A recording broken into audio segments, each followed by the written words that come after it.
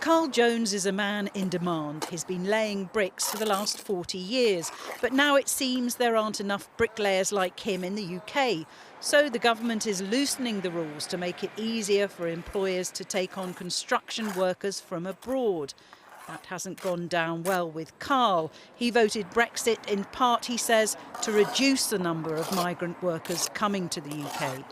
That's like taking money out of my food out of my mouth, isn't it? Because they taking money from us, aren't they? Whereas if we went abroad, we wouldn't be able to do that willy-nilly, would we? That was an old brew house, and that's all been new built to match. Yeah. But Carl's boss has welcomed the news. He's struggled to find bricklayers, plasterers and roofers to build 160 homes on the site of the old Kimberley Brewery. All 3 jobs are now on what's called the shortage occupations list. It'll help us by the bigger companies bringing people in from abroad, and then making more British labour available more locally. Have you lost business? We have actually, yes. Yeah, because we couldn't finish houses. The Help to Buy scheme finished last Christmas as well, and we had one young couple that had reserved, and we had to tell them in October we just wouldn't be able to finish it for the timescale that it had to be completed by. There are 46 job types on the shortage occupations list across a range of industries. They include IT and software developers, healthcare professionals, scientists and engineers. So how many migrant workers will the government allow to come to the UK? Well, the Home Secretary has said her priority is to bring the number down to 1990s levels. In the 90s, it was in the tens of thousands. That was the target, wasn't it? Under Mrs Thatcher, can you get back there by 2020? Net migration, and David Cameron famously said, tens of thousands, no ifs, no buts. So that would be my ultimate aspiration. But we've got to take it slowly. By when? And we've got to go incrementally.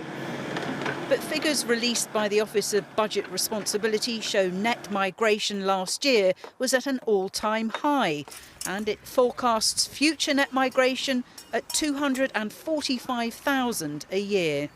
If you voted for Brexit to reduce immigration, you will be disappointed. The new system, while making it harder for Europeans to come here, has made it considerably easier for non-Europeans to come here.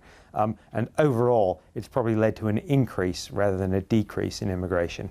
Here in Mansfield, 71% of people voted for Brexit back in 2016. For some of them, it was about immigration, the chance to stop the freedom of movement of people from the EU coming here to work. So with net migration last year, the highest on record, do they think Brexit has delivered? Are you concerned about those migration figures? Yes, I would be, yeah, because obviously we're overrun as it is.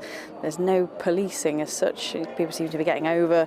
It just seems out of control. Nobody is coming here for a holiday, are they? Like, if people need to come here because they can't be where they're from, then we should accommodate that and give them opportunities. Like the construction sector, hospitality is struggling with a shortage of staff. Food is no longer served on Mondays at the Woollerton Pub and Kitchen in Nottingham because of a lack of chefs. But unlike construction, the rules haven't been loosened for hospitality, despite pleas from the sector. I can imagine there's many people out there that are just as good, if not better, than staff we have here and in other pubs. So yeah, it's a shame because as a company you're always looking to better what you've got, and that could be the perfect answer, but we're not involved in it clearly. So for now, Scott will restrict his search for staff to the UK. The Migration Advisory Committee tells the government who to put on the shortage list. It says the evidence just wasn't strong enough to add hospitality. Jane Dodge reporting. Now, sticking with migration, over 45,000 asylum seekers are now being housed in hotels across the UK, a situation the government says it wants to put an end to. Yesterday, we reported from Cannock in Staffordshire, where last weekend, far-right group took part in a protest against immigration policy, which had originally been started by 2 local women. Today, we hear from 2 of the 450 asylum seekers currently accommodated in the area. They told Porrick O'Brien of the racism they've experienced since arriving in Britain and before they even got here. Yesterday, we brought you the story of a demonstration against the accommodation of asylum seekers in the town of Cannock. A story with 3 chapters. the local organisers. They've had no checks done on them whatsoever, and they're allowed to walk our streets. The local organisers supported by the fascist group Patriotic Alternative, but unclear about what they stood for. Are you aware of Patriotic Alternative's background? No idea, we didn't even know what fascist was. And Patriotic Alternative themselves. You've hijacked and exploited we've just been up there for an hour telling them what we stand for. Today we bring you the stories of the men inside the hotels locally, looking out of the windows at the demonstrations outside. Najib from Afghanistan and Khalid from Syria both arrived on small boats. As they've learned a common language together, English, they've become friends. In some of these small towns, you know, large numbers of asylum-seeking men have arrived, and that can be disorientating for people. Do you understand that? Yes. But they judge, you know, from one refugee or one person, all of us. In the run-up to the demonstrations in Cannock, rumours on Facebook about women being attacked by migrants locally got considerable traction. As far as we're aware, none of these rumours resulted in police action. They did result in Najib experiencing anti-refugee sentiment for the first time in his life. He was walking in a local park. A group of girls saw him coming and ran away, leaving their belongings behind. And then I picked up their stuff and gave them back. They were surprised because I can speak English. Not too good, but I can speak English. Then I didn't say nothing, just gave them. They said thank you. They were surprised. I can see their face. And then I feel so sad because they think we are animals, you know.